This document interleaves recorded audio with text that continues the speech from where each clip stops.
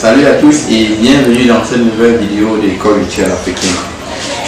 Je ne dois pas être trop long dans mon introduction parce que on a déjà beaucoup perdu de temps. En réalité, la semaine dernière, on devait vous produire une vidéo, mais on ne l'a pas fait juste à cause de certaines contraintes qu'il fallait régler. Mais à partir de maintenant, nous allons produire continuellement des vidéos d'orientation pour ces vacances. Donc, tout à l'heure, mon collègue doit venir après la transition pour parler du domaine du génie mécanique. Donc, il va nous parler du domaine du génie mécanique. Donc, à nous revoir après la transition pour la suite de la vidéo.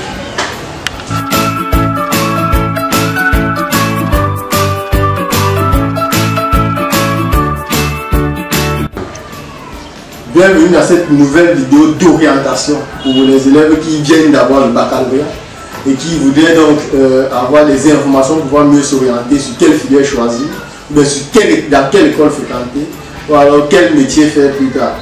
Donc c'est vrai que c'est tellement vaste que pour cette vidéo, si on va s'arrêter uniquement au génie mécanique, c'est-à-dire que je vais expliquer uniquement ce que c'est. Qu'est-ce qu'on entend par dire je vais faire du génie mécanique, c'est-à-dire ingénieur, génie mécanicien, ou alors le BTS, la option génie mécanique. Qu'est-ce qu'on fait donc dans cette spécialité-là? Donc, déjà avant toute chose, quelles sont les écoles où vous pouvez retrouver le génie mécanique? La première, c'est l'École nationale supérieure polytechnique de Yaoundé, où à la fin de votre formation, vous aurez un diplôme d'ingénieur à proprement parler, ingénieur de conception. Et puis, à côté, maintenant, il y a d'autres écoles comme l'École nationale supérieure polytechnique de Douala et toutes les autres écoles que j'ai appellent les numéros ici, où vous aurez donc des diplômes qu'on appelle le Master of Engineering, qui est un peu différent du diplôme d'ingénieur de conception, mais vous êtes quand même à égalité puisque vous avez le même nombre d'études, le même nombre d'années d'études et pratiquement les mêmes formations et les mêmes enseignants en fait qui donnent ces cours-là. Donc, et les écoles privées, il y en a tellement, la Cato et l'UIG, l'EG, en fait il y en a tellement d'écoles privées au Cameroun qu'on ne peut pas tous les citer.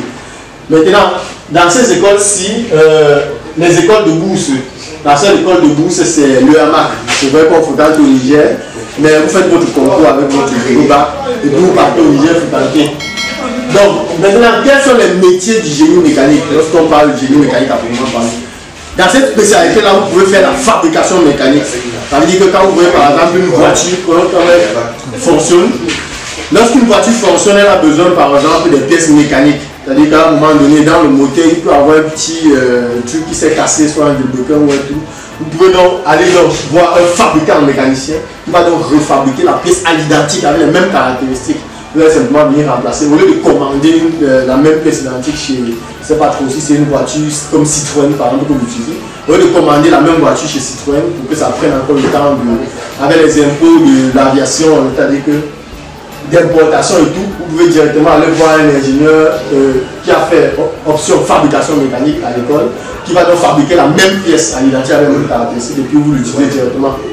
Bon, maintenant à côté, vous pouvez vouloir fabriquer, vous pouvez être agronome, vous êtes lancé dans l'agriculture, vous faites du maïs à une très grande quantité. Nous sommes en saison des pluies. Bon, il vous faut sécher votre maïs, qu'est-ce que vous faites? Vous allez donc aller voir un qui a fait, toujours dans le génie mécanique, mais qui a fait plutôt la conception mécanique, qui va donc concevoir un appareil qui va permettre de sécher votre maïs. Il va donc fabriquer un séchoir avec certaines propriétés que vous vouliez. Et c'est donc ça le rôle de celui qu'on appelle le concepteur mécanique. En fait, il conçoit les appareils mécaniques, un peu comme l'architecte conçoit ou dessine des plans de maison. Le concepteur mécanique réalise donc ce travail-là. À côté, maintenant, vous pouvez faire, toujours dans le génie mécanique, vous pouvez faire plutôt la robotique. La robotique, comme son nom l'indique directement, vous faites dans les robots et tout ce qui va avec. Maintenant, les robots, il ne faut pas seulement voir les robots comme dans les films. Maintenant, quand on parle de robots, par exemple, l'automixeur à la maison, c'est un robot. La photocopieuse industrielle, c'est un robot parce que ça permet d'effectuer des tâches de façon. En fait, on programme et puis ça effectue des tâches. C'est ça qu'on appelle le robot. Bon, maintenant, dans la domotique, c'est vrai que c'est un peu plus de la mécanique avec de l'électricité. C'est quoi certaines personnes appellent la mécatronique. Donc ici, c'est un mélange de, comme je disais, de mécanique, d'électricité et d'informatique. Donc là, c'est par exemple, c'est-à-dire j'ai un portail, je peux commander mon portail, de sorte que ça s'ouvre peut-être lorsque j'arrive avec ma voiture. Il y aura un détecteur de présence et tout. Donc c'est ça qu'on appelle la domotique. C'est cette partie-là qu'on appelle la domotique. Lorsque vous voyez par exemple dans les grandes usines, on est en train de fabriquer de l'huile par exemple, au bout d'un moment donné, la chaîne s'arrête. C'est-à-dire une bouteille a été mal placée et tout. Qu'est-ce qui permet à la chaîne de s'arrêter? C'est toujours une partie de la domotique, c'est-à-dire que le laser qui est là, ou bien le détecteur qui est là se rend compte que non, à quel niveau il doit avoir une bouteille, il n'y a pas. Au lieu de verser dans l'huile sur le palier ou bien sur les pales là, ça va donc s'arrêter automatiquement. Et puis il y en a tellement de secteurs dans le génie mécanique. Il y a l'automobile, ce qu'on appelle la mécanique auto. Il y a l'installation sanitaire, parce que l'installation sanitaire, c'est vrai qu'on va dire qu'on va voir directement les pots comme à l'ancien temps. Mais de nos jours, tout est devenu tellement mécanique que même dans l'informatique, c'est-à-dire que vous pouvez travailler dans une maison comme telle, qui fabrique les ordinateurs, c'est vrai qu'il fabrique les ordinateurs, mais même dans le génie mécanique, vous pouvez vous retrouver là-bas. Parce que cet ordinateur-là, à l'intérieur, on va retrouver des pièces électroniques. C'est-à-dire que vous allez voir des condensateurs, des résistors et autres. Une partie donc de la mécanique introduit s'engage là-dedans. Donc voilà un peu toutes les ouvertures que vous avez. Maintenant, si vous avez fini cette formation-là, vous pouvez travailler dans toutes les entreprises où on a besoin de quelqu'un qui répond à ces caractéristiques comme je disais ici. Donc voilà un peu pour ce qui est du génie mécanique.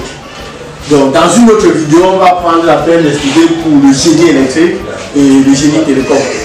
Donc merci de vous continuer à vous abonner et de continuer à rester scotché à notre chaîne École virtuelle africaine.